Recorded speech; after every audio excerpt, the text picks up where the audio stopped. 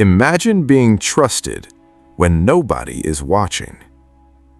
Not because people are praising your honesty, not because anyone would ever know, but because Allah sees what everyone else never will.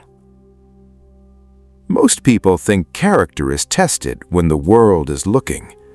The righteous knew something different. Character is revealed when no one is. Long before Abdullah ibn Mas'ud became one of the greatest scholars of Islam, before people traveled to learn the Qur'an from him, he was simply a shepherd, young, poor, unknown. No famous family, no wealth, no place among the leaders of Mecca. His world was small, a rocky hillside, a flock of sheep, and a trust that did not belong to him. The sheep belonged to another man. Abdullah owned none of them.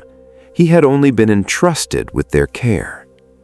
Every morning, before the desert heat became unbearable, he led them into the quiet valleys outside Mecca. Hour after hour, there was only the wind, the sound of grazing sheep, and Allah. No audience, no applause, only honest work. Perhaps no one imagined that this ordinary responsibility would become the beginning of an extraordinary life, because Allah often prepares great people through small acts of faithfulness.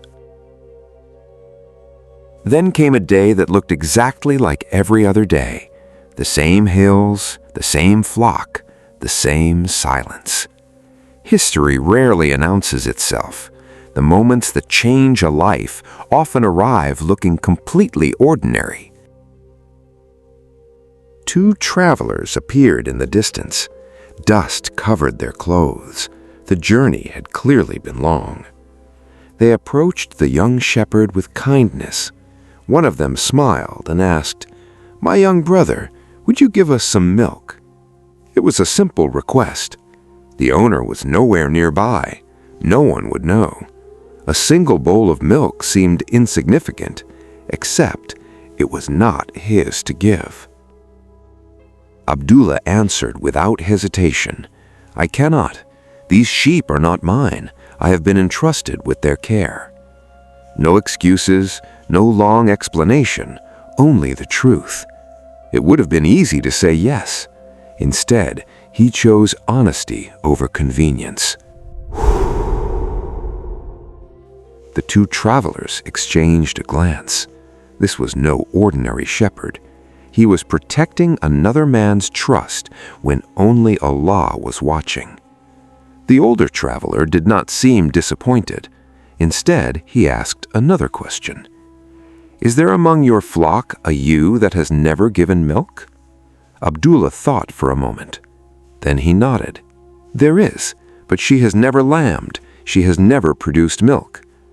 It was an unusual request, yet there was nothing dishonest about it. So he quietly led the animal toward them. The traveler placed his blessed hand upon the ewe. Then he turned to Allah and made dua. The valley remained silent. No crowd, no witnesses, only 3 men and the Lord of the worlds. By Allah's permission, the ewe's udder filled with milk.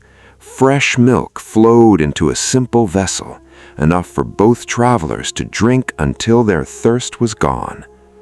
Then the traveler touched the animal once more. Its udder returned to the way it had been before. Abdullah stood speechless. He had never witnessed something like this. Not magic, not illusion, a sign granted by Allah to His Messenger sallallahu alaihi wasallam. Only then did he realize who stood before him. The man before him was Muhammad sallallahu alaihi wasallam, the messenger of Allah, and beside him stood Abu Bakr as-Siddiq. The journey they were making would soon change the course of history. But before they continued, another life had already begun to change, the life of a young shepherd. The next day, Abdullah came to him once again, this time not as a shepherd, but as a seeker. He embraced Islam and chose to remain close to the Messenger of Allah. He wanted to learn, to serve, to become whatever Allah wished him to be.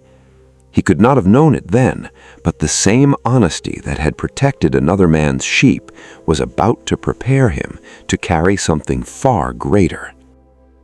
From that day on, Abdullah's life took a different path. He no longer spent his days only among sheep and silent valleys. Now he spent them beside the Messenger of Allah. He listened more than he spoke. He watched more than he asked. Every word, every action, every moment became a lesson. Knowledge was not merely something to be memorized, it was something to be lived. The Prophet welcomed him close. Abdullah served him with love. He carried his sandals, prepared water for his wudu, accompanied him on journeys. He observed how the Messenger of Allah treated the weak, how he spoke to children, how he remembered Allah, how he remained humble despite leading a nation. Day after day, those moments quietly shaped Abdullah's heart.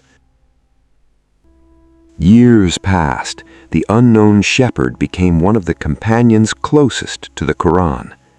The Messenger of Allah once said, "Whoever wishes to recite the Qur'an as fresh as it was revealed, let him recite according to the recitation of Ibn Abda." That was Abdullah ibn Mas'ud, the shepherd whom few people had once noticed. Now his recitation became an example for the Ummah. One day, the Prophet asked Abdullah, "Recite the Qur'an to me." Abdullah was surprised. "O Messenger of Allah, shall I recite it to you when it was revealed to you?" The Prophet replied, "I love to hear it from someone else."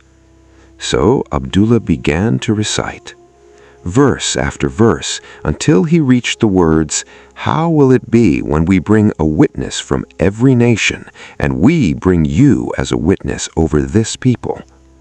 Abdullah looked up. The Messenger of Allah was weeping. Tears flowed from his blessed eyes. He gently raised his hand. "That is enough." Years earlier, Abdullah had stood alone on a mountainside protecting sheep that were never his. Now he stood before the Messenger of Allah himself, reciting the words of Allah himself. The journey between those two moments was not built by fame or wealth or status. It was built by trust. History remembers Abdullah ibn Mas'ud as a scholar, a teacher, one of the greatest reciters of the Qur'an. But Allah began his story long before people knew his name. It began with a flock, a bowl of milk, and a decision. No crowd witnessed it. No historian wrote it down that day. No one applauded. Only Allah knew that a young shepherd had chosen honesty over convenience. Many people spend their lives waiting for a great opportunity to prove themselves. Abdullah did not. He proved himself through a responsibility that seemed too small to matter. And perhaps that is how Allah often works. The greatest doors are opened by the smallest acts of sincerity. The valley has long fallen silent. The flock is gone. The footprints in the sand have disappeared. But one sentence still echoes through history. "These sheep are not mine." Simple words, spoken by a shepherd who never imagined that the Messenger of Allah was listening, or that Allah was preparing him to carry the Qur'an for generations yet to come.